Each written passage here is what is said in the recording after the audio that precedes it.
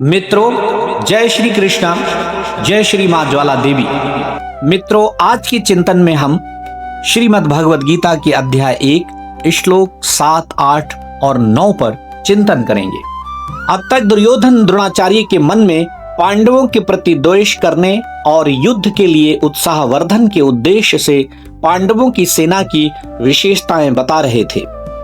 अचानक दुर्योधन के मन में विचार आता है कि कहीं द्रोणाचार्य पांडव सेना की महत्ता और प्रशंसा सुनकर उसके सम्मुख संधि का प्रस्ताव न रख दे। वे पांडवों की सेना की प्रशंसा सुनकर ये कह सकते हैं कि पांडवों की सेना में इतनी विशेषताएं हैं तो तू युद्ध कर ही क्यों रहा है, तू उनके साथ संधि क्यों नहीं कर लेता। क्योंकि द्रोणाचार्य हमेशा पांडवों के पक्ष धर रहे हैं। दुर्योधन के मन में इस तरह के दुविधापूर्ण विचार आते ही वे अब आगे के 3 श्लोकों में अपने सेनापति को अपनी सेना की विशेषताएं बता रहे हैं। अस्माकं तु विशिष्टाये तानि बोधद्विजोत्तम नायकामं सैन्यस्य संज्ञार्थं तान् ब्रवीमि ते। अस्माकं तु विशिष्टाये तानि बोधद्विजोत्तम नायकामं सैन्यस्य संज्ञार्थम तान ब्रवीमि ते। दुर्योधन कह रहे हैं कि हे द्विजोत्तम, द्विजों में श्रेष्ठ यानी कि हे ब्राह्मण श्रेष्ठ, आपके संज्ञानार्थ, आपकी सूचना के लिए मैं अपनी महान सेना के उन प्रमुख सेना नायकों के बारे में बताना चाहूंगा जो हमारे पक्ष में हैं और हमारी सेना को संचालित करने में दक्ष हैं, परिपूर्ण हैं और पूरी तरह सक्षम हैं। उन पर भी आप अपना ध्यान दीजिएगा। यहाँ दुर्योधन इसलिए ऐसा कह रहे हैं क्योंकि यहाँ द्रोणाचार्य अपनी सेना को सामने से देख नहीं सकते। उनके सामने तो पांडवों की सेना है, कौरव सेना तो उनके पीछे खड़ी है। इसीलिए दुर्योधन द्रोणाचार्य जी से कहते हैं कि हे ब्राह्मण श्रेष्ठ, जिस प्रकार पांडवों की सेना में एक से बढ़कर एक महारथी हैं, उसी प्रकार हमारी सेना में भी कम विशेषता वाले शूरवीर महारथी नहीं हैं।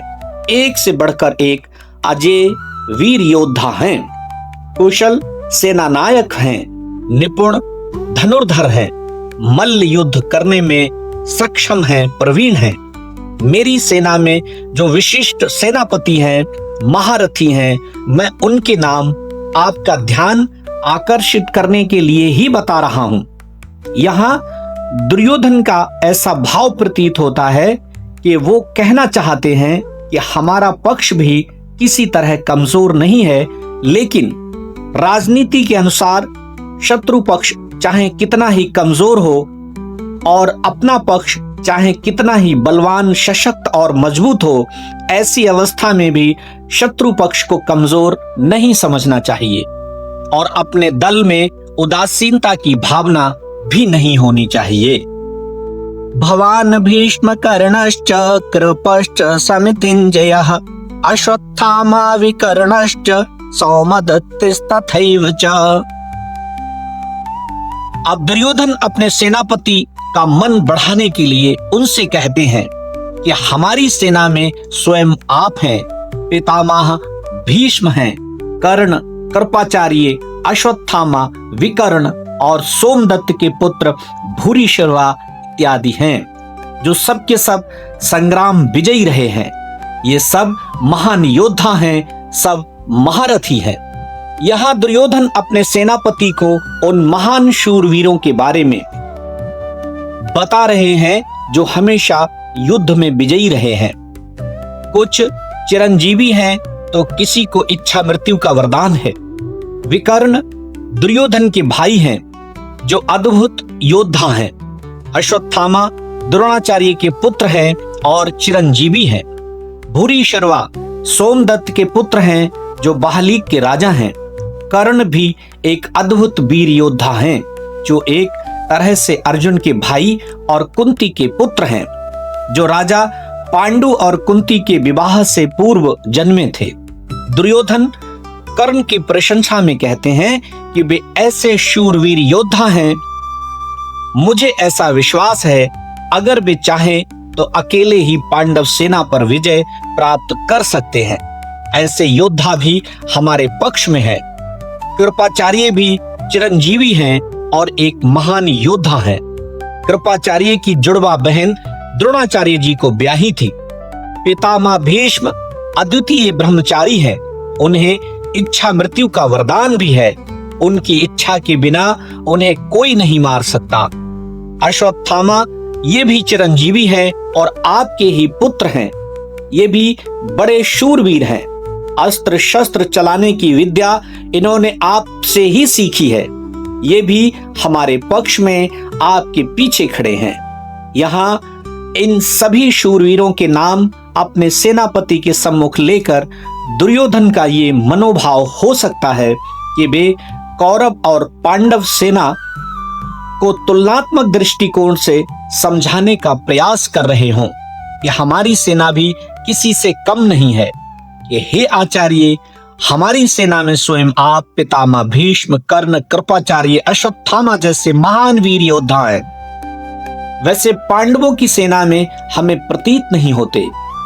हमारी सेना में तो चिरंजीवी और इच्छा मृत्यु वाले विशेष उपलब्धि को प्राप्त महान शूरवीर हैं। तो वहीं धर्मात्माओं की भी कोई कमी नहीं है। इसलिए हम विजयी हो सकते हैं। हमारे लिए डरने की कोई बात नहीं है। अन्ये चा बहवः शूरा मदर्थे त्यक्त जीविताः नाना शस्त्र प्रहरणाः सर्वे युद्ध विशारदाः।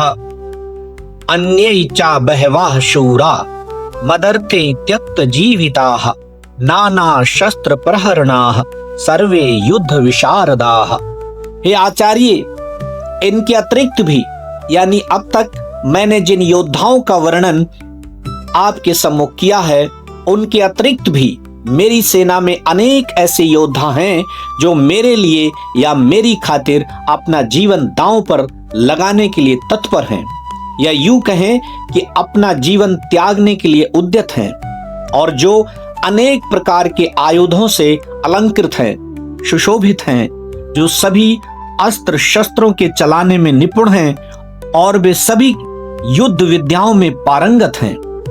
दुर्योधन कह रहे हैं कि हे आचार्य, अब तक मैंने अपनी सेना के जिन शूरवीरों के नाम लिए, उनके अतिरिक्त भी मेरी सेना में ऐसे ऐसे महान योद्धा हैं जो मेरे लिए अपने प्राण दान देने की इच्छा से इस युद्ध भूमि में पधारे हैं। जैसे बहालीक, शल्य, जयद्रथ, कृतवर्मा इत्यादि। ये सब के सब बड़े ही शूरवीर, पराक्रमी और महारथी हैं। वे मेरी विजय के लिए कुछ भी कर सकते हैं। वे मर भले ही जाएं, पर युद्ध से हटेंगे नहीं। इन सब की मैं आपके सामने क्या ही कृतज्ञता प्रकट करूं। निसंदेह अपने इसी प्रकार के मित्रों की संयुक्त शक्ति के कारण ही दुर्योधन अपनी विजय के प्रति इतना आश्वस्त थे।